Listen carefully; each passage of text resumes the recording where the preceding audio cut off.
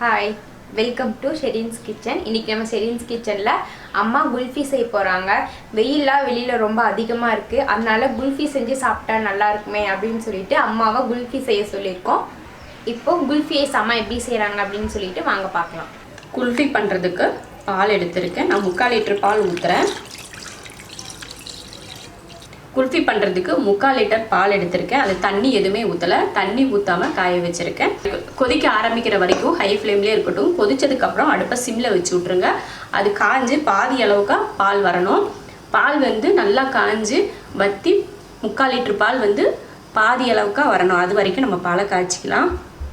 3/4 litre பால் நல்லா வற்றி நல்லா கெட்டியாக வந்துருச்சு, பார்த்தாலே தெரியும் உங்களுக்கு. இப்போ இதில் மில்க் மெய்ட் சேர்த்துக்கலாம். நான் 50 மில்லி மில்க் மெய்ட் சேர்க்குறேன்.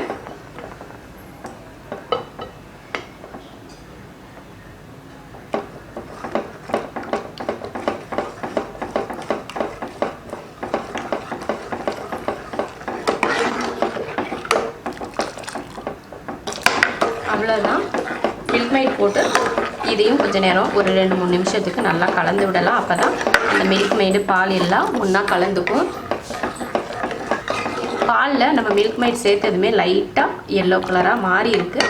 குல்ஃபி இன்னும் கொஞ்சம் எல்லோவாக இருக்கணும், அப்போ தான் பார்க்குறதுக்கு நல்லாயிருக்கும். எல்லாம் என்ன பண்ணுவாங்கன்னா குங்குமப்பூ சேர்ப்பாங்க. நான் நாட்டு சர்க்கரை சேர்க்குறேன்.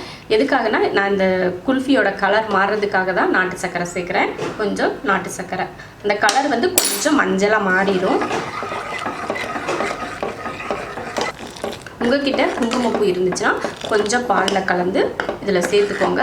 குங்குமப்பூ இல்லை அப்படின்னா இது போல் கொஞ்சமாக நாட்டு சர்க்கரை சேர்த்துட்டிங்கன்னா கலர் நல்லா மாறி வந்துடும்.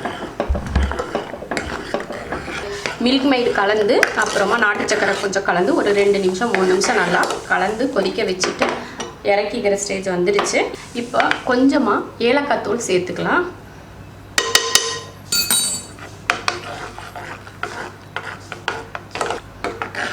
அவ்வளோதான். இப்போ அடுப்பை ஆஃப் பண்ணிக்கலாம். ஆஃப் பண்ணியாச்சு.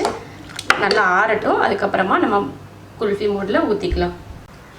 இப்போ வீட்டில் இருக்க டம்ளர் 2 எடுத்துக்கோங்க. எந்த டம்ளராக இருந்தாலும் பரவாயில்ல, சின்னதோ பெருசோ ஏதோ அதில் ஊற்றிடலாம்.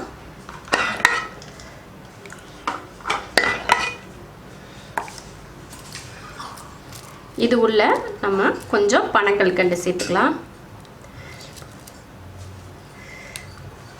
நட்ஸ் எதுனா சேர்க்கறதுனாலும் நீங்கள் சேர்த்துக்கலாம். நான் நட்ஸ் எல்லாம் சேர்க்கல, பனக்கல்கண்டு தான் சேர்த்துருக்கேன்.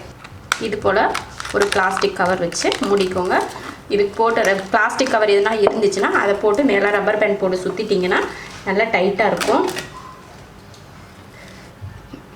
லைட்டாக கத்தியோ ஒரு இதாக வச்சு ஓட்டை போட்டுட்டு அதுக்கப்புறம் நம்ம குச்சியை வச்சிட்டோன்னா ஈஸியாக இருக்கும். நம்ம குச்சியை வச்சு குத்தணும்னு வச்சுக்கோங்களேன், அது அங்கங்கே அந்த பிளாஸ்டிக் கவர் விரிஞ்சு போயிடும். அதனால லைட்டாக ஒரு இதை வச்சு குத்திட்டு அப்புறம் வச்சுக்கலாம்.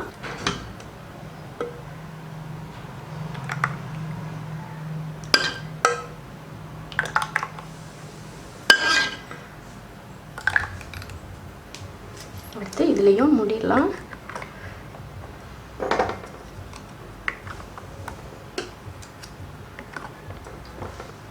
இப்போ இதெல்லாம் எடுத்து நம்ம ஃப்ரீசரில் வச்சிடலாம். 8 மணி நேரம் கண்டிப்பாக ஃப்ரீசரில் வச்சுருந்துட்டு அதுக்கப்புறம் தான் எடுக்கணும். இப்போ நம்ம இதை ஃப்ரீசரில் எடுத்து வச்சுட்டு 8 மணி நேரம் கழித்து பார்க்கலாம். குல்ஃபி வச்சு 8 மணி நேரம் ஆச்சு. இப்போ இதை ஓப்பன் பண்ணி பார்த்துடலாம். இதை இப்படியே எடுத்தால் வராது, அதனால் ஒரு 2 செகண்டுக்கு இந்த மாதிரி தண்ணியில் வச்சு எடுத்தோம்னா சீக்கிரமாக வந்துடும். ஒரு 2 செகண்ட் வரைக்கும் வச்சாலே போதும், அதிகம் தேவையில்லை.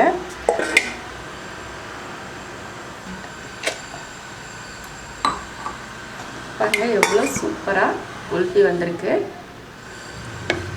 இது எடுத்துடலாம். சூப்பராக குல்ஃபி நமக்கு வந்திருக்கு. இதே போல் நமக்கு எந்த பொருளுமே நம்ம கடையில் குல்ஃபிக்கு மோல்டுமே கடையில் வாங்க தேவையில்லை. நம்ம வீட்டில் டீ குடிக்கிற டம்ளர்லேயே போட்டு வச்சாலே சூப்பராக குல்ஃபி வந்துடும். பாருங்கள் எவ்வளோ அருமையாக வந்திருக்குதுன்னு. டேஸ்ட்டும் பார்த்திங்கன்னா சூப்பராக இருக்குது. நான் 2 மட்டும்தான் உங்ககிட்ட எடுத்து காட்டியிருக்கேன், மீதியெல்லாம் தனியாக எடுத்து சாப்பிட்டாங்க. அந்த வீடியோக்காக மட்டும்தான் இந்த 2 வச்சுருந்தேன். எவ்வளோ அருமையாக இருக்குதுன்னு பாருங்கள். நீங்களும் இது போல் ஈஸியான முறையில் குல்ஃபி பண்ணி பாருங்கள், ரொம்ப சூப்பராக இருக்கும்.